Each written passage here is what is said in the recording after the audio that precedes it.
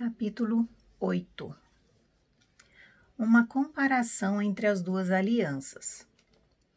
Existem muitas comparações diretas e maravilhosas entre a velha e a nova aliança, e quero lhe mostrar algumas delas por 3 razões. A primeira é para que você rejeite toda a mentalidade da velha aliança. A segunda é para que você aceite completamente cada aspecto da nova aliança. E a terceira é para que você compreenda claramente que a nova aliança não é uma continuação melhorada da velha, como alguns ensinam, mas uma maneira radicalmente nova e diferente de Deus se relacionar conosco. A diferença radical.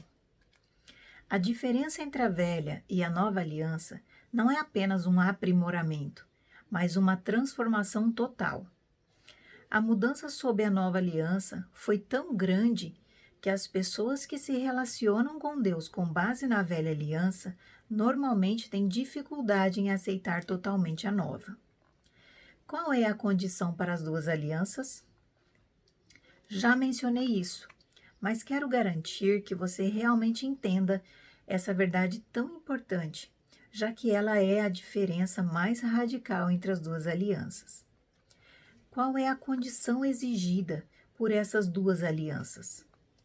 A velha aliança exigia que o homem obedecesse à lei, enquanto a nova aliança requer somente a fé na obra consumada de Cristo.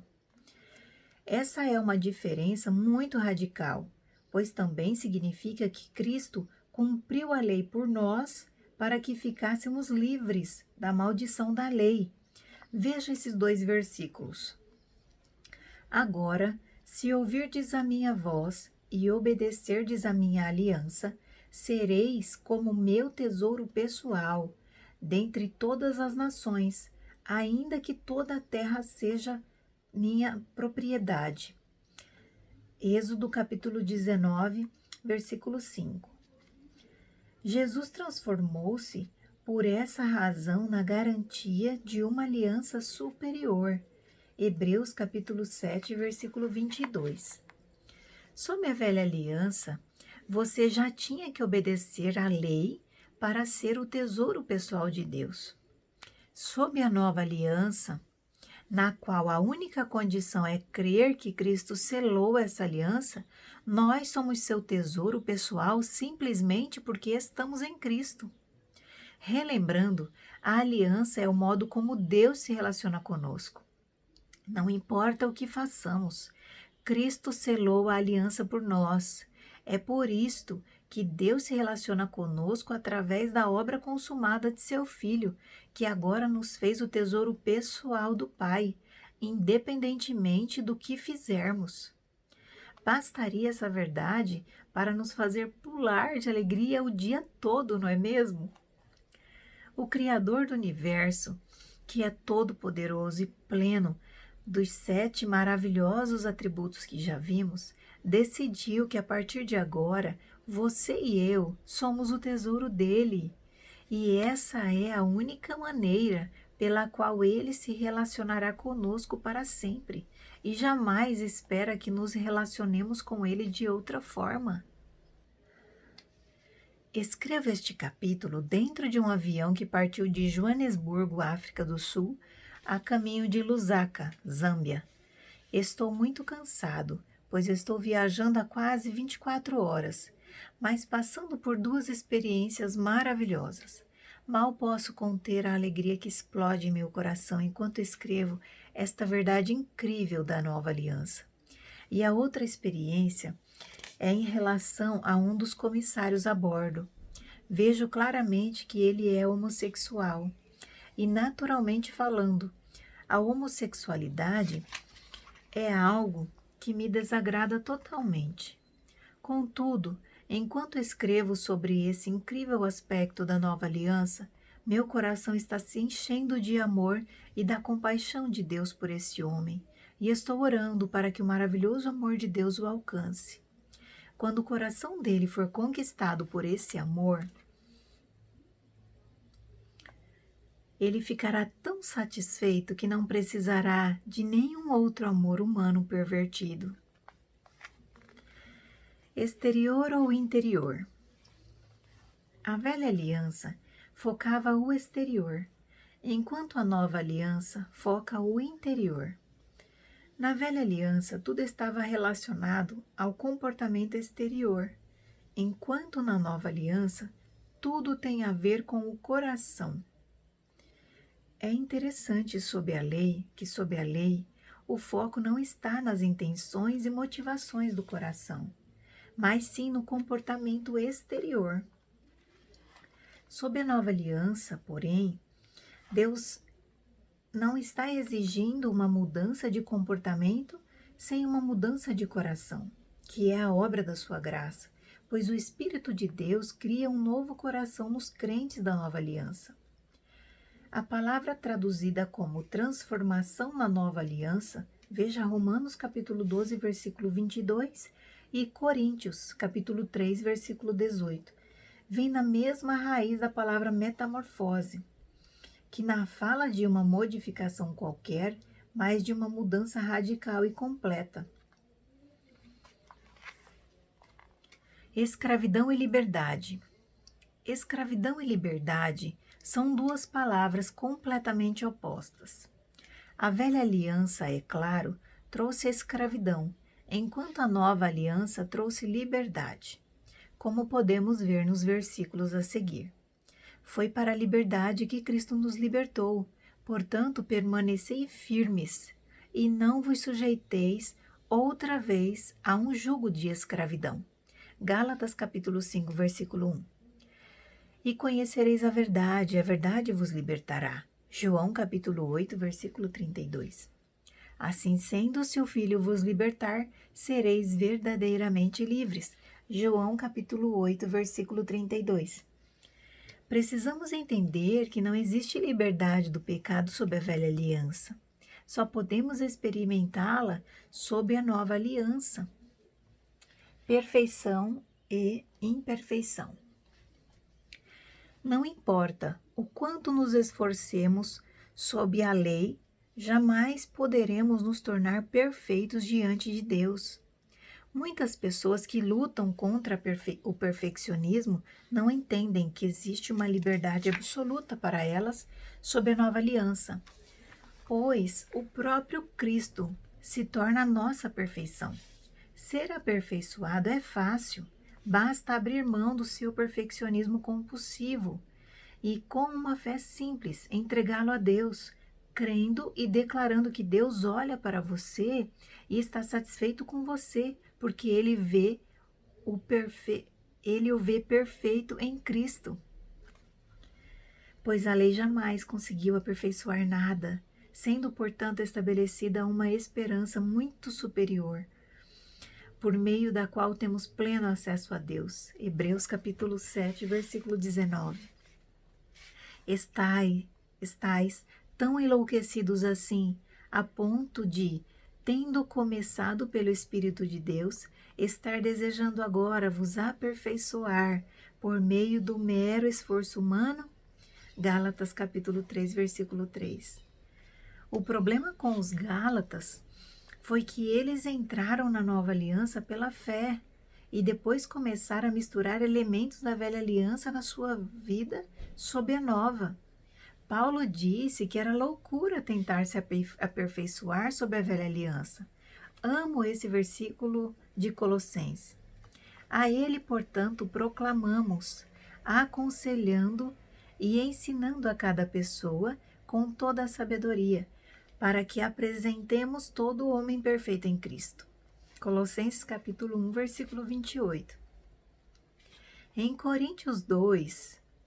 2 Coríntios, capítulo 3, Paulo nos mostra várias diferenças entre a velha e a nova aliança.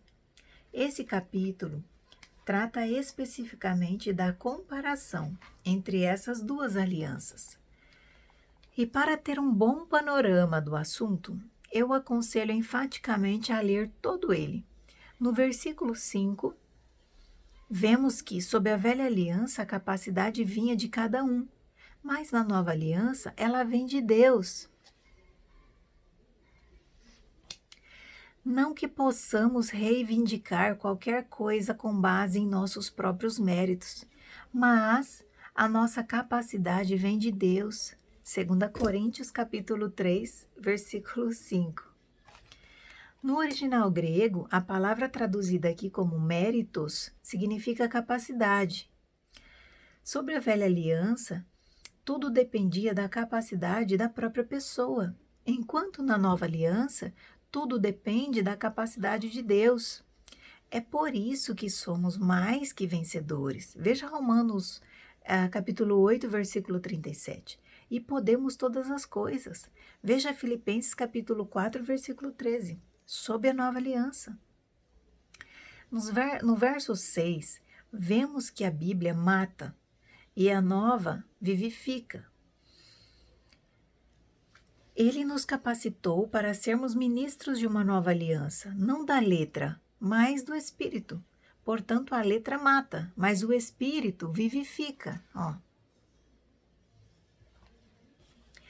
Não há vida sob a velha aliança. As pessoas mais tristes e infelizes que já encontrei em toda a minha vida não eram pessoas que estavam passando por circunstâncias difíceis, mas aquelas que viviam na escravidão da religião e da velha aliança. Elas estão vivas, mas não expressam uma vida abundante. Paulo continua sua comparação no verso 9, dizendo que a velha traz condenação, enquanto a nova traz justificação. Ora, se o ministério que trouxe a condenação era glorioso, quanto mais ainda será o ministério que produz a justificação. 2 Coríntios capítulo 3, versículo 9. A condenação é terrível. As pessoas que vivem debaixo de condenação sofrem uma dor interior imensa. Os hospitais psiquiátricos estão repletos de gente cheia de culpa, que é uma expressão da condenação. Se você luta contra a culpa, a vergonha, o medo e a condenação, é bem provável que esteja tentando se relacionar com Deus baseado na velha aliança, pois a Bíblia nos diz que sobre a nova aliança estamos livres de toda a condenação. Veja Romanos capítulo 8, versículo 1. É somente através da nova aliança que somos libertos dela por meio da justificação de Cristo. Mais diferenças radicais. Por toda a Bíblia, vemos muitas outras diferenças radicais entre a velha e a nova aliança. Em Hebreus, lemos que a velha não tem poder para salvar, enquanto a nova nos dá a salvação definitiva. É muito triste encontrar cristãos que não têm certeza da própria salvação, porque é impossível que o sangue de touros e bodes remova pecados. Capítulo 10 de Hebreus, versículo 4. Concluindo, ele é poderoso para salvar definitivamente aqueles que, por intermédio dele, achegam-se a Deus, pois vive sempre para interceder por eles. Hebreus capítulo 7, versículo 25. O significado original da palavra traduzida como definitiva é perfeita ou completa. Sob a nova aliança, nossa salvação é absolutamente completa e garantida através de Cristo Jesus. Não havia herança sob a velha aliança, somente recompensa ou punição. Sob a nova aliança, temos a garantia de uma herança eterna, a qual ninguém jamais pode tirar de nós. Porquanto não foi pela lei que Abraão ou sua descendência recebeu a promessa de que ele havia de ser o herdeiro do mundo. Ao contrário, foi pela justiça da fé. Romanos capítulo 4, versículo 3. Exatamente por esse motivo, Cristo é o mediador de uma nova aliança para que todos aqueles que são chamados recebam a promessa da herança eterna, visto que ele morreu como resgate por todas as transgressões cometidas durante o período em que vigorosa a primeira aliança. Hebreus capítulo 9, versículo 15. cristãos têm medo de serem confrontados por um Deus irado. Essa, obviamente, é uma mentalidade da velha aliança. As pessoas que viviam sob a lei tinham que temer a ira de Deus, enquanto as pessoas sob a nova aliança são salvas da ira de Deus. Veja esses dois belos versículos bíblicos. Porque a lei produz a ira, mas onde não há lei, também não pode haver transgressão. Romanos capítulo 4, versículo 15. Agora, como fomos justificados por seu sangue, muito mais ainda por intermédio dele seremos salvos da ira de Deus. Romanos capítulo 9, capítulo 5, versículo 9. O povo de Israel vivia constantemente com medo de enfrentar a ira de Deus. Na nova aliança, Cristo experimentou a ira de Deus na cruz, embora nunca tenha pecado. Portanto, jamais precisaremos temer a ira de Deus, porque ela já foi aplacada. Muitos cristãos oram pedindo a misericórdia de Deus em sua vida. Mas, como mostrarei em outro capítulo, essa é uma oração que não precisamos fazer. Sob a velha aliança não havia misericórdia alguma, mas na nova aliança recebemos misericórdia completa. Por isso não precisamos pedir por ela novamente. Essa misericórdia perfeita nos foi demonstrada em Cristo Jesus. Ora, se aqueles que rejeitam a lei de Moisés morrem sem misericórdia, mediante a palavra de acusação de 2 ou 3 testemunhas, reticências. Hebreus, capítulo 10, versículo 28. Pois eu lhes perdoarei a malignidade e não me permitirei lembrar mais dos seus pecados. Hebreus, capítulo 8, versículo 12. Toda pessoa tem dentro de si uma profunda necessidade de ser justificada. Sempre que somos pegos fazendo algo errado, nossa reação normalmente é justificar nossas ações. Não gostamos de viver com culpas não resolvidas e conflito interior. O apóstolo Paulo, assim como grandes reformadores ao longo da história da igreja, pagou um alto preço para defender a doutrina da justificação exclusivamente pela fé. Sob a velha aliança, não havia justificação alguma, enquanto sob a nova aliança há a justificação perfeita.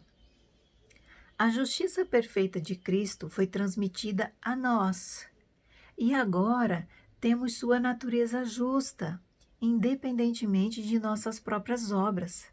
Devemos compreender que se buscarmos a justificação pelas obras e pela velha aliança, no momento em que cometermos o menor dos pecados, também perderemos nossa justificação, porque rejeitamos a justificação exclusivamente pela fé. Os 2 versículos a seguir mostram claramente o quanto a velha e a nova aliança são radicalmente diferentes nesse aspecto. Estamos plenamente conscientes, entretanto, que o ser humano não pode ser justificado pela prática da lei, mas somente por meio da fé em Jesus Cristo. Sendo assim, nós também viemos a crer em Cristo Jesus a fim de sermos justificados pela fé em Cristo, e de forma alguma pela prática da lei, porquanto é certo que por praticar a lei ninguém será capaz de ser justificado. Gálatas capítulo 2, versículo 16. Sendo assim, meus irmãos, ficai cientes de que mediante Jesus vos é anunciado o perdão dos pecados, e por intermédio de Jesus, todo aquele que crê é justificado de todas as faltas de que antes não pudestes ser justificado pela lei de Moisés. Atos capítulo 13, versículo 38 e 39. Deus sempre desejou que vivêssemos uma vida de total abundância. Quando a Bíblia fala de vida cristã sobre a nova aliança, ela usa uma palavra grega bem específica, zoe, que significa plenitude absoluta de vida, uma vida ativa, vigorosa e abençoada. Essa é a vida que todo cristão deveria experimentar. devemos nos lembrar de que só podemos experimentar essa vida se vivermos totalmente sobre a nova aliança. Os versículos a seguir nos mostram que não existe vida verdadeira debaixo da velha aliança. Sendo assim, pode a lei ser contrária às promessas de Deus? De forma alguma, pois se tivesse sido outorgada uma lei que pudesse conceder vida, com toda a certeza a justiça resultaria da lei. Gálatas capítulo 3, versículo 21. É o Espírito quem dá vida. A carne em nada se aproveita. As palavras que eu vos tenho dito são Espírito e são vida. João capítulo 6, versículo 63. O ladrão não vem, senão para roubar, matar e destruir. Eu vim para que as ovelhas tenham vida e vida em plenitude. João capítulo 10, versículo 10. Neste capítulo, mostrei várias diferenças radicais entre a velha e a nova aliança. Então, quero resumir todas elas com a seguinte afirmação. Em vez de responder faremos tudo, como o povo fez ao receber a lei debaixo da velha aliança, a nova aliança promete nos aperfeiçoar em toda boa obra. Já não é mais pelo esforço humano, mas já foi realizado pela obra consumada de Cristo. Nós apenas entramos nela exclusivamente pela fé. Não somos nós trabalhando para Ele, mas Ele trabalhando em nós. E só podemos ter essa experiência através do sangue da eterna, entre parênteses, nova aliança, que Jesus derramou na cruz.